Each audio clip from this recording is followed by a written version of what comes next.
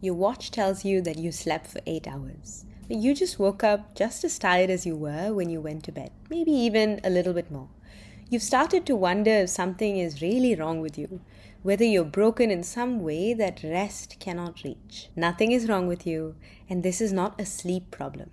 Tonight, I'm going to give you something that works on the actual cause.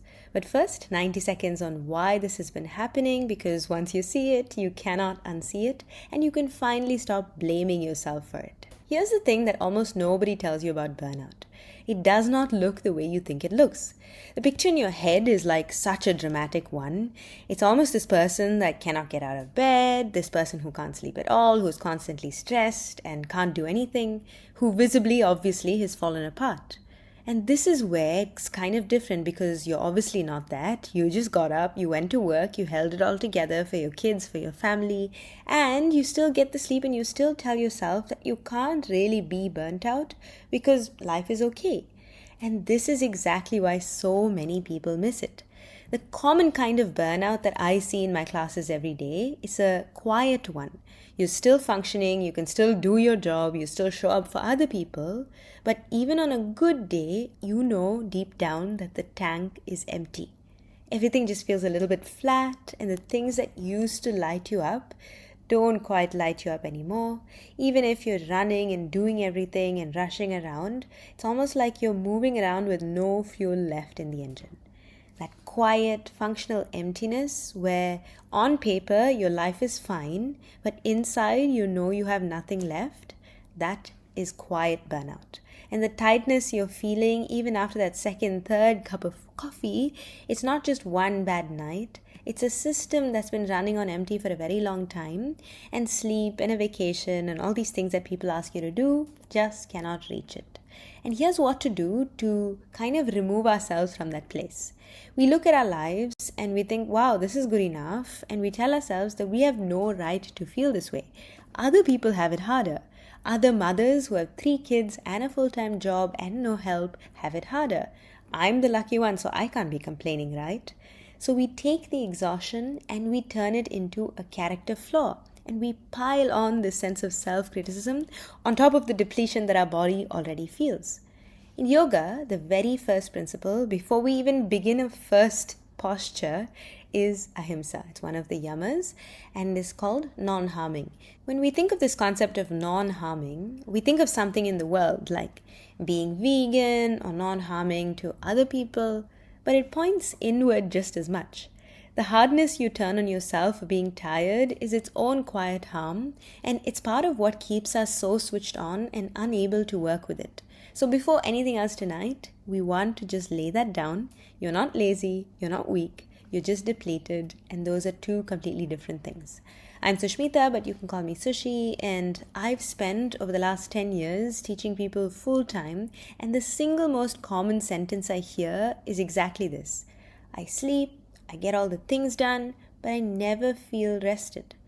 And genuinely, I'm not saying all of this just to impress you or sound cool.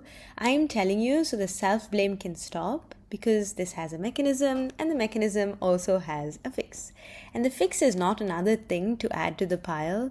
It's not another sleep mask. It's not another supplement or another green juice or 1 more hour of yoga bolted onto a life that's already overflowing. When you are this depleted, more is just the last thing that your system needs. It needs one specific signal. Sleep and restoration are not the same thing. Think of restoration as filling a bubble bath. Sleep is the tap, and hot water is pouring all night. So you switch on the tap and you just go to sleep. But the bath only fills and you can slip in and have a glass of wine and read if the plug is in. The plug is your nervous system dropping into its settled state. So if you go to bed wired, still running tomorrow in your head, still feeling like you haven't sorted everything out, the plug is out. The water pours in all night, but it runs straight back out, and you wake up to an empty bath, wondering where all of that sleep went. So tonight is not about more hours under the tap, it's about putting in the plug first. And that plug starts with your breath. In yoga, breath work is called pranayama. People translate that as breath control, but pranayama basically means prana is life force, your energy, and ayama means to extend it, to restore it. So pranayama is not only calming, it's a practice of putting energy back into a depleted system, which is exactly what burnout drains out of you. And in Ashtanga, the breath we use is an Ujjayi breath, which is a soft, slow, ocean-like sound that comes in through the nose, and it runs the whole length of a practice from the first movement that you make all the way to the last. And the principle is really simple.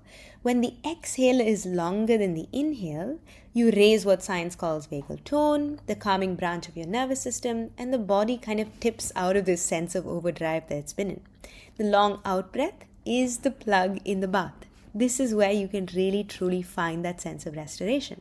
But the breath is only one of the anchors that the full Ashtanga practice uses, and at night you can also borrow the others. So here's the 5-minute version.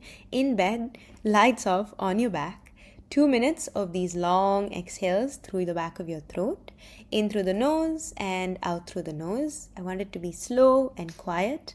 Next, let your eyes go soft behind your closed eyelids and turn your attention off the room and back inwards. I want you to feel this feeling of the breath in your belly.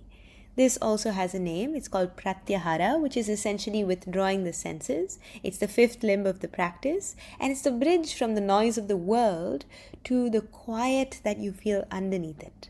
And all day long, we're on the tube, we go in buses, we're commuting, we're working.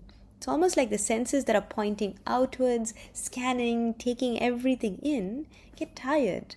And so you have to let it come home. You have to let it rest. And a mind that's given just one inward point, they can rest, it can stay, and it can stop replaying the day and start really landing. Then I want you to bring one hand onto your belly and just feel it rise and fall for 2 minutes. This is the inward attention that Ashtanga trains through the bandhas, which are the internal locks, and the feeling that the body gets from the inside. It's this introspective quality. It gives the busy mind somewhere within the body to settle. And so finally, after all of this, what I want you to do is 1 minute of letting go.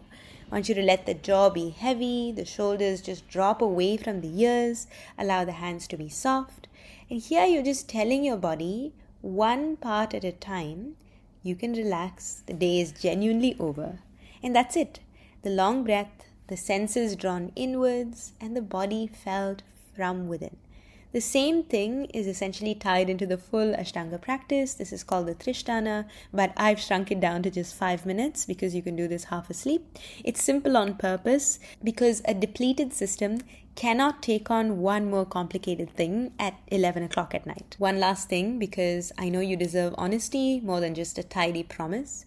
This breath does not fix a job that asks too much of you. It does not fix a life that's been quietly taking more than it gives you. But that part is real, like family, issues, all of those things are very real, and I acknowledge that. And it's worth taking a hard look at those 2-3 things that actually drain you the most, because burnout will keep on going in the background until you stop, until you say enough is enough. But what this does, this practice, is that no matter what is going on around you, you're putting the plug back in. So the sleep that you are getting, the rest that you are getting, it finally holds, and your body can begin to refill instead of it just leaking out all this energy into everyone else, everything else, and you're drained by the morning. So try this for a week. You are teaching your body that the day ends when your head hits the pillow, not 3 hours later when exhaustion finally wins and you stop scrolling. Slowly, the rest that you are already getting will begin to count and will begin to change the way you feel in the morning. I want this in your hands properly, not as this half-remembered video that you listen to while you're doing something else. So comment the word reset below and I will reply with a full 5-minute wind down. It's written out. I'm going to give you a little quiz, and at the end you will have a practice that you can follow. So just comment the word reset. And if you want to know which kind of burnout you are running, the wired kind that cannot switch off or the flat shutdown kind, go ahead and just click that link in the description below. There is a 2-minute quiz and it shows you which state you're in and where to start. Thank you so much for watching till the very end, and I look forward to seeing you in the next one.